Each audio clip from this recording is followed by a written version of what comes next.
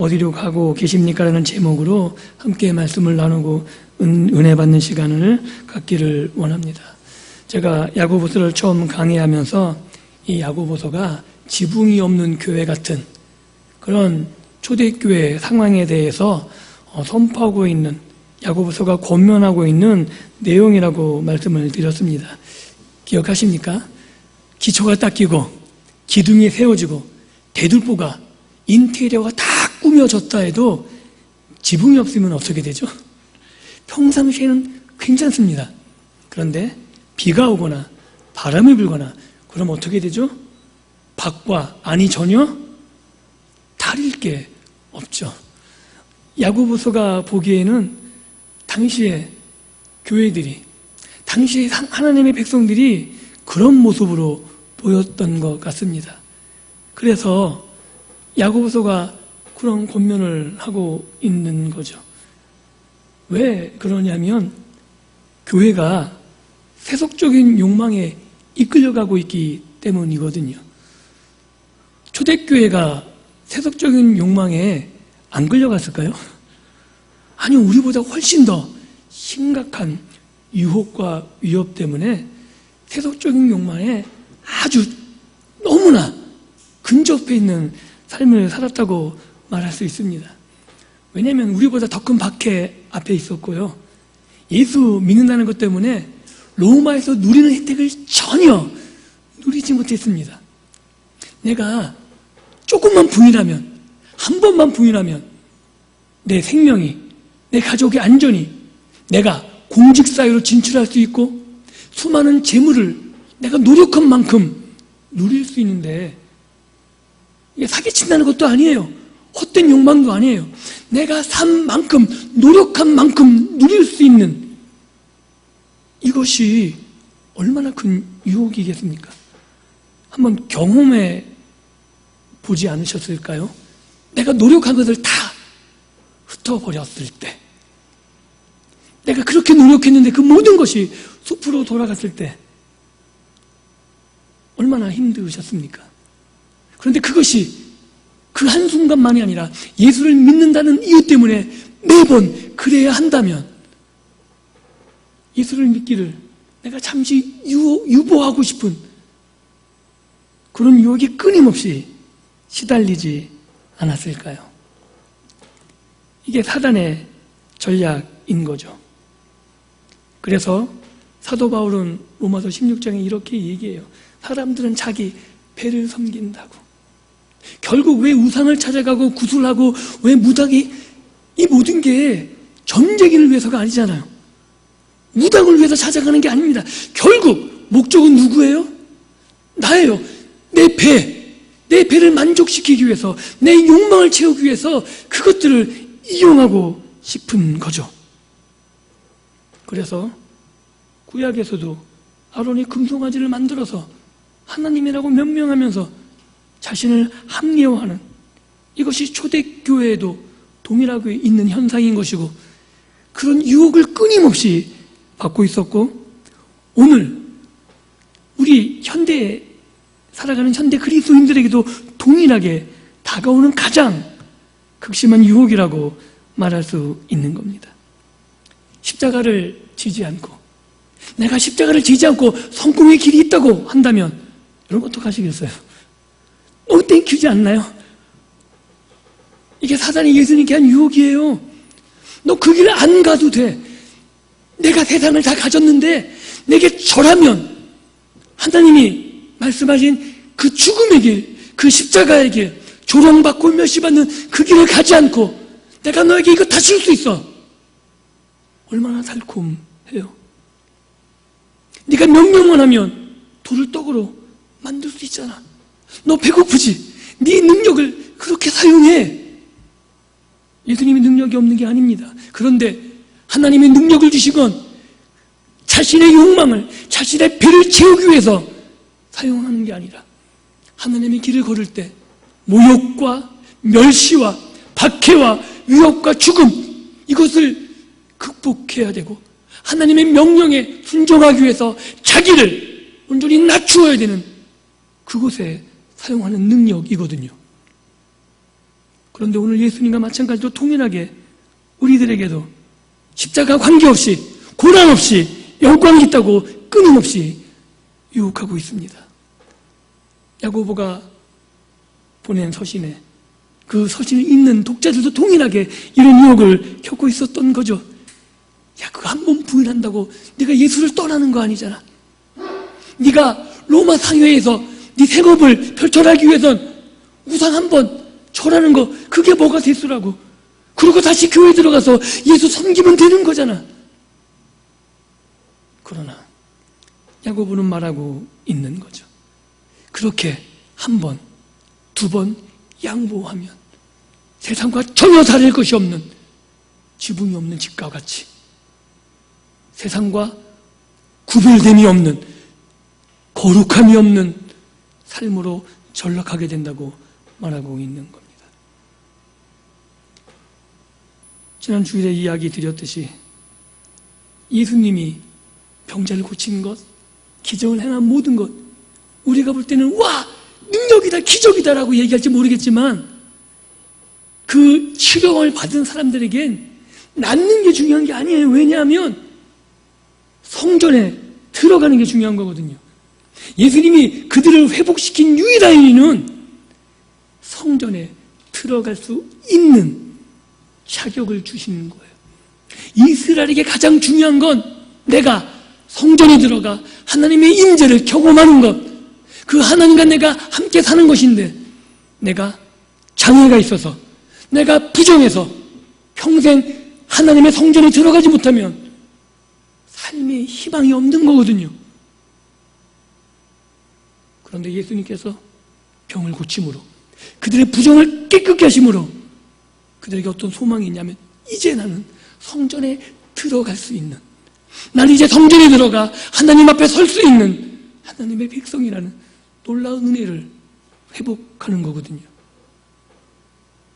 그런데 우리가 세상과 똑같아지면 거룩하지 않은 자로, 하나님이 계신 그곳에 내가 하나님의 임재 앞에 내 안에 성령님을 모시고 내가 하나님의 존으로 살아가야 되는데, 내가 세상과 똑같아지면 나는 구별이 없는, 즉 거룩하지 않은 자로 하나님과 함께 할 수 없는 그런 자로 전락하는 것이기 때문에 야고보 사도는 자신의 독자들, 고난 가운데 있는 그 로마의 위협 가운데 있는 성도들에게 권면하고 있는 겁니다.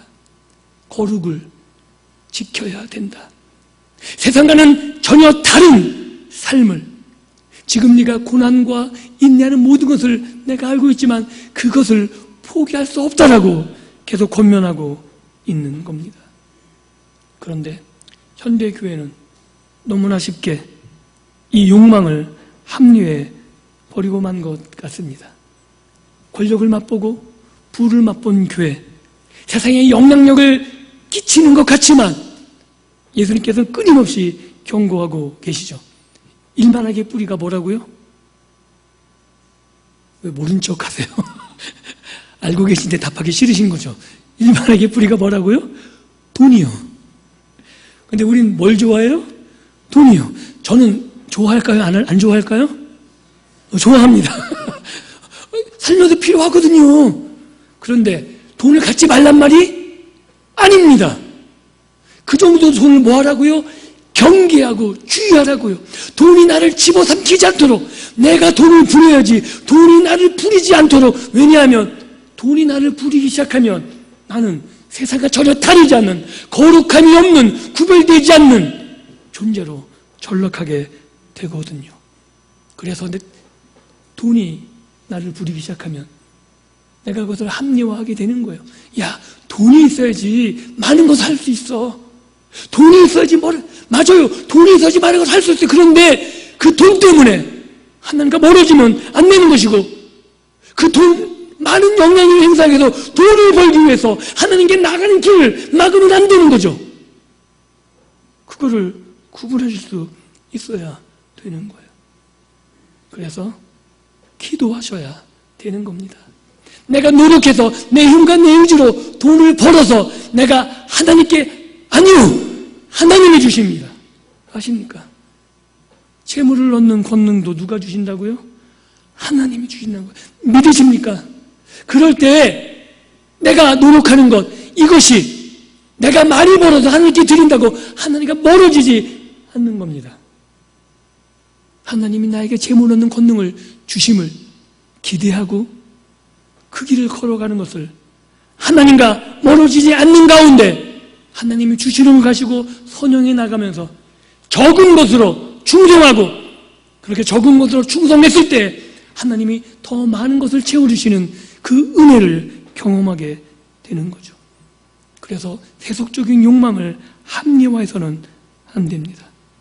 교회가 크면 큰일을 할 수 있습니다. 그런데 그 큰일을 하기 위해서 세속적인 교회로 전락할 필요는 없는 거죠.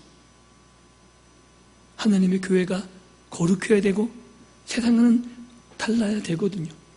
교회 와서 성공과 번영을 이야기하는 것이 아니라 아무리 교회가 커진다 할지라도 아무리 내 삶에 물질이 많아진다 해도 고난 가운데 내가 그 고난을 인내하고 견뎌냈을 때 하나님이 주시는 그 영광에 십자가 고난 뒤에 있는 영광을 바라보면서 그 길을 마다하지 않고 하나님이 나에게 주시는 자기 십자가를 지고 걸어가는 삶, 그 삶을 포기하지 않게 되는 겁니다. 내가 십자가를 지고 걸어갈 때, 내가 고난과 내가 그런 힘든 험한 길을 걸어갈 때 하나님이 주신 은혜뿐만 아니라 하나님이 그래 너 열심히다 계속 고난만 받아라 그러지 않으세요. 하나님께서 우리에게 충분한 은혜를 베푸시고 뿐만 아니라 필요한 것을 채우시거든요. 한번 따라해 볼까요? 하나님께서는 우리의 필요를 채우신다. 분명히 기억하십시오. 우리가 기도하지 못할 힘든 상황에서라도 하나님께서 우리의 필요를 하시고 우리의 필요를 채우십니다. 그렇기 때문에 우리의 욕망이 우리를 지배하지 않게 해야 되는 거죠. 그런데 중세교회를 아십니까? 거의 욕망의 끝판왕이었거든요. 교회를 멋있게 짓는 게 하나님께 영광이라고 그 교회를 짓기 위해서 얼마나 부정하고 부패한 일을 했는지 몰라요. 그래서 만든 게 면죄부예요. 이거 사면 죄가 없어진다고. 이거 사면 너의 어머니의 죄가 없어진다고. 이거 사면 지옥에 있는 내 어머니, 내 아버지의 그 영혼이 하늘나라로 올라갈 수 있다고. 이런 짓거리들을 했어요. 그리고 그거를 선전하기 위해서 사제들을 파견해서 그거를 잘하는 사제가 뛰어난 사제였어요. 뭘 짓기 위해서요? 성당 짓기 위해서요. 그게 뭐라고 생각해서 그게 하나님께 영광이라고. 그런데 우리는 분명히 알고 있어야 되죠. 우리가 지었던 그런 많은 세상적인 영광 같은 거, 그것은 다 사라질 것입니다. 우리가 잊지 말아야 될 거예요. 아무리 건물을 뛰어나게 줘도 1000년 가기 어렵거든요. 안 그런가요? 끊임없이 보수하지 않으면 100년 유지하기도 어려운 거예요. 유럽에 있는 많은 교회들 술집으로 팔려나가고 있습니다. 건물이 중요한 게 아니라, 따라해볼까요? 내가 교회다. 기억하셔야 돼요. 내가 교회입니다. 우리가 여기서 모여 예배하지만 우리는 흩어진 각자의 집에서 내가 교회로 살아가야 되는 거죠.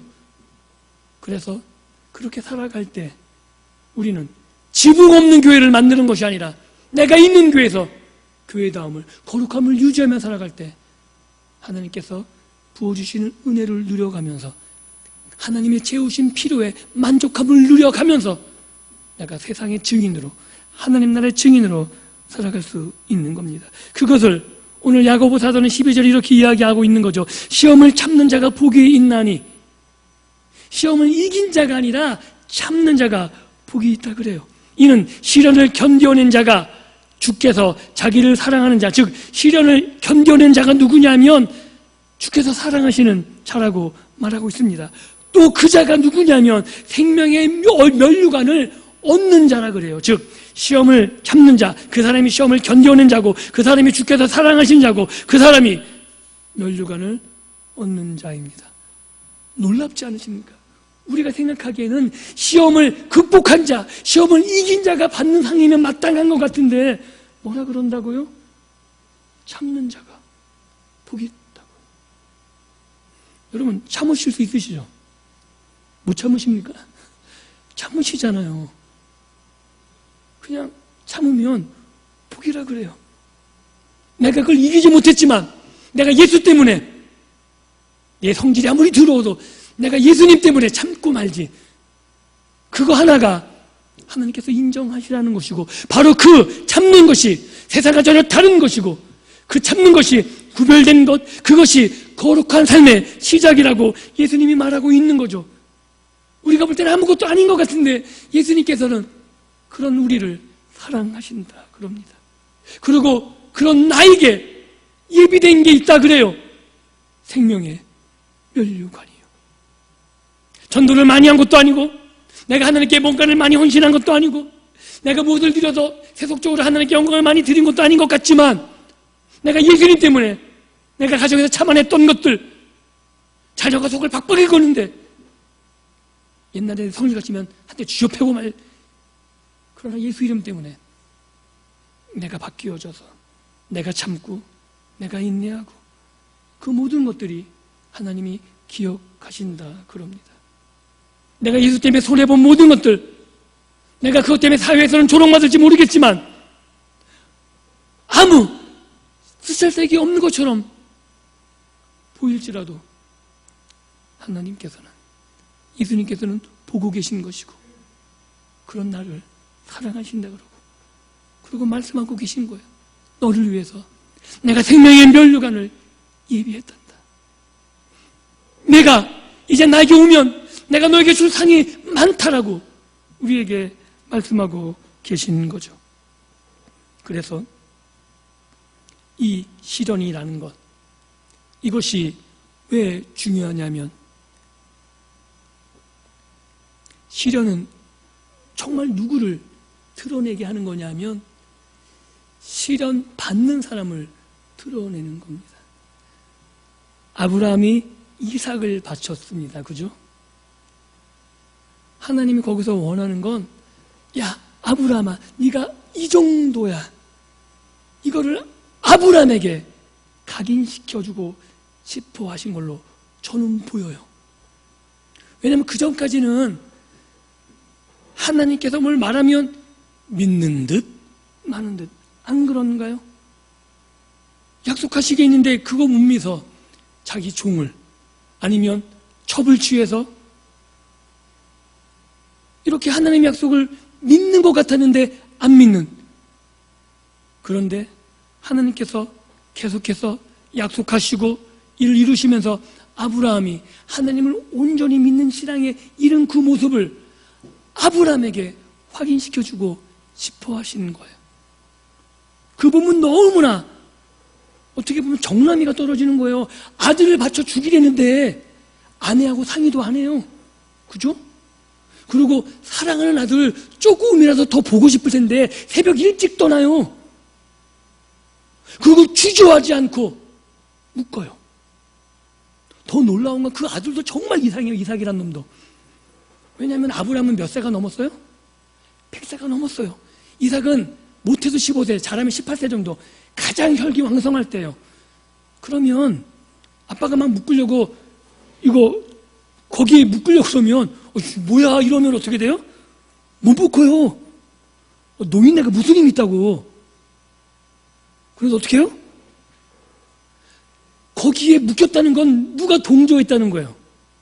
이삭이 동조한 거예요. 지가 죽는데. 그 아들이 그 아버지죠. 왜요?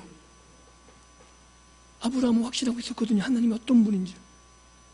그 사건을 통해서 아브라함은 자기 자신도 놀랐을 거예요. 내가 하나님을 정말 신뢰하고 있고 그 하나님이 어떤지 다시 한번 확인하는 사건이었고, 이삭 또한 아브라함, 내 아빠가 이야기한 하나님, 그 하나님을 신뢰했는데 내가 신뢰한 그 하나님 역시 그 신뢰함대로 그 약속을 이루시는 하나님이심을 확인한 사건이거든요. 그 사건에 가장 놀란 건 그 이야기를 듣는 사람이 아니라 아브라함과 이삭 아니었을까요? 정말 하나님이시구나, 정말 하나님은 약속을 이루시는 분이시구나. 이게 시련입니다. 하나님께서는 시련을 우리를 넘어뜨리려고, 우리를 미끄러뜨리려고 하는 것이 아니라 이런 거죠. 네가 여기까지 왔어. 내가 보여줄게. 네가 나를 향해서 걸어온 신앙의 모든 과정들, 네가 나에게 헌신한 모든 것들, 그 모든 것들이 지금 여기까지 온 거야. 네가 이 시련을 견딘 너의 모습을 돌아보렴. 네가 나를 신뢰했지. 그거를 보여주고 싶어 하시는 거죠. 그래서 히브리서 글은 이렇게 이야기해요. 우리가 그걸 마땅히 견디지 못할 것 같으면 피할 길을 내신다고요.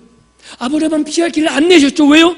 낼 필요가 없으니까 그걸 넉넉하게 하나님을 믿는 신앙으로 다 인정하고 하나님을 믿는 신앙에 배반치 않을 걸 하나님이 아셨기 때문에 하나님도 저를 주저하지 않으셨던 것처럼 오늘 우리가 하나님을 온전히 신뢰하면 우리의 신앙을 하나님이 드러내고 싶어 하시는 것이죠. 욥을 자랑하고 싶어 하신 것처럼, 이게 얼마나 좀 이런 표현을 하면 죄송하지만 하나님이 우리를 자랑하면 우리가 굉장히 힘들어져요. 하나님이 우리를 자랑하고 싶으면 막 성공하는 걸로 이렇게 안 하세요. 야, 쟤 봐. 얼마나 잘하고 있는지. 그러면 사단이 찝쩍거리거든요. 그래요? 쟤 이렇게 보세요. 그러면 야, 괜찮아. 네 맘대로 해봐. 그게 욥이잖아요. 여러분 그러고 싶으세요? 싫으시죠?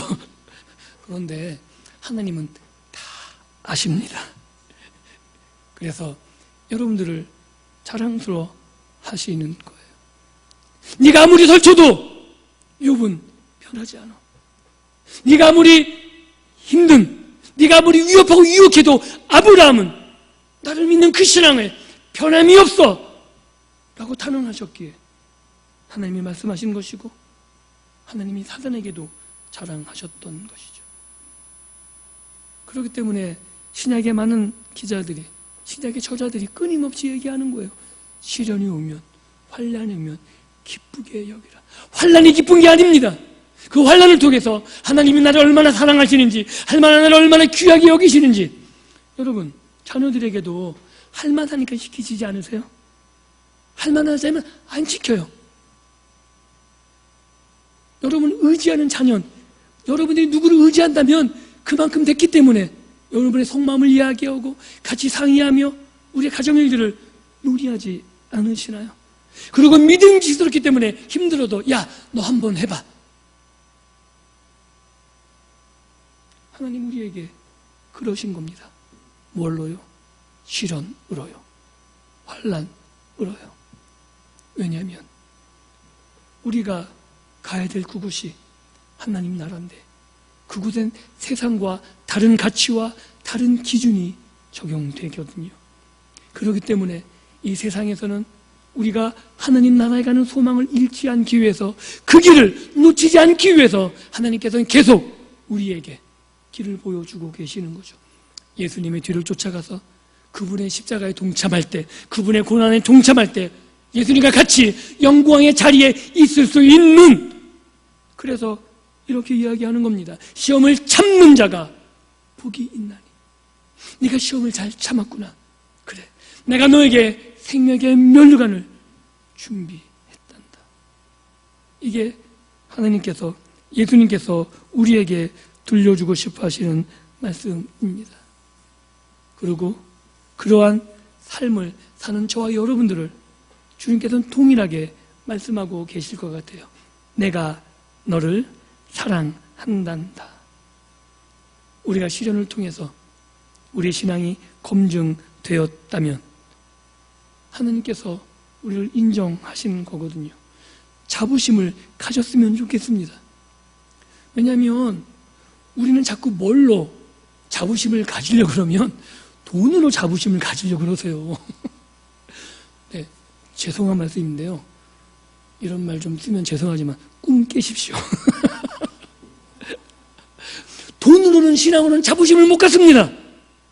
우리의 자부심은 오늘 말씀에 말하고 있잖아요. 시험을 잡아내는 것, 이 시련을 하나님의 믿는 신앙으로 이겨내는 것,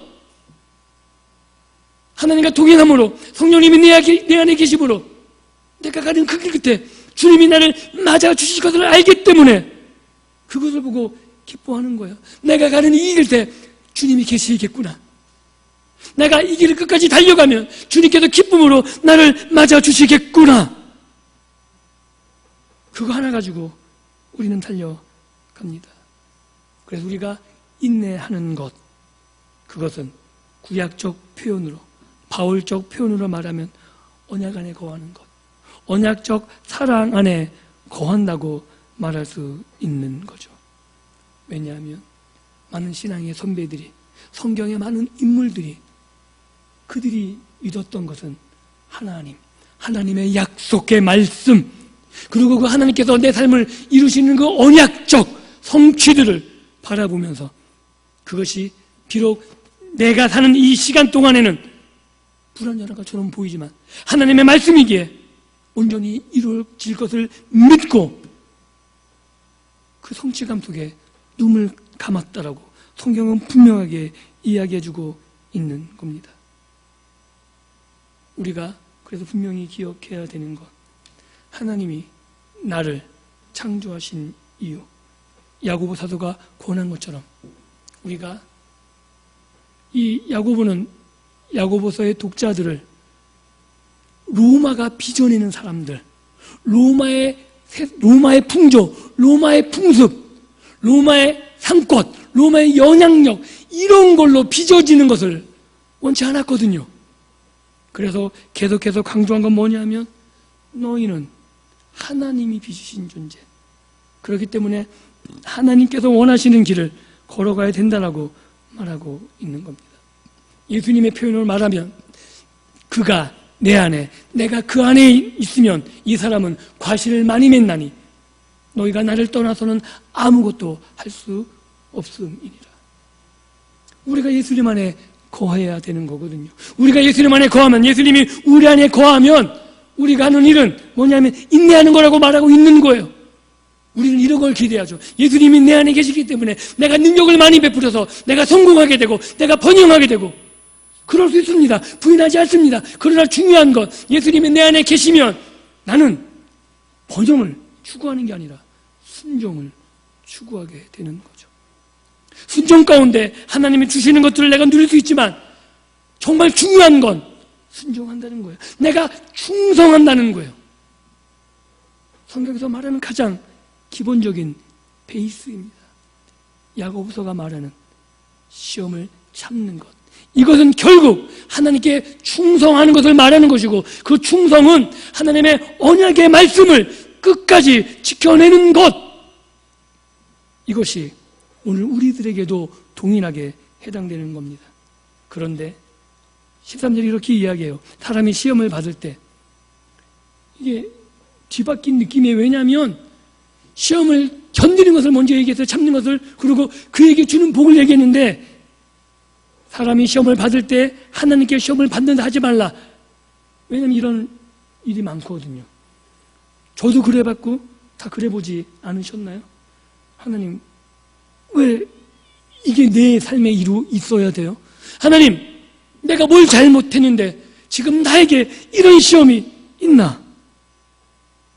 알긴 아시는 거죠. 시험도 누가 주신다? 하나님이 주신다. 그런데 뭐를 오해하는 거예요? 하나님이 주시는 시험은 우리를 넘어뜨리려는 것이 아니라는 거죠. 하나님의 시험은 악한 게 아니라는 거예요. 우리는 어떤 착각을 하냐면 하나님과 악이 대등한 존재처럼 자꾸 착각을 하는 거예요. 내가 어려우면 하나님이 외면하셨나?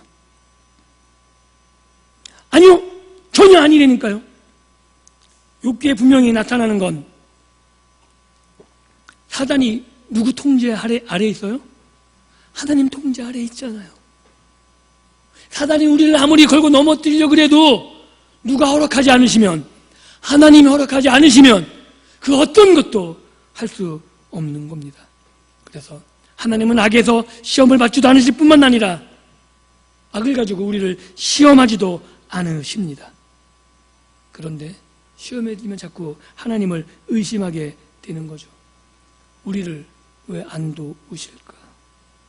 그런데 기억해 주십시오. 12절에 있는 말씀, 시험을 견디기를 원하십니다. 여러분, 자녀를 키워볼 때, 자녀가 성장할 때 공부는 어떻게 해야지 잘하는 거예요? 머리가 좋은 놈은 몇 명 안 돼요. 그죠? 특출난 거고, 대부분 책상에 오래 앉아 있어야 되는 거예요. 안 그런 거예요? 책상에 오래 앉아서 책을 많이 보면 공부 잘해요. 어릴 때는. 인내심이거든요.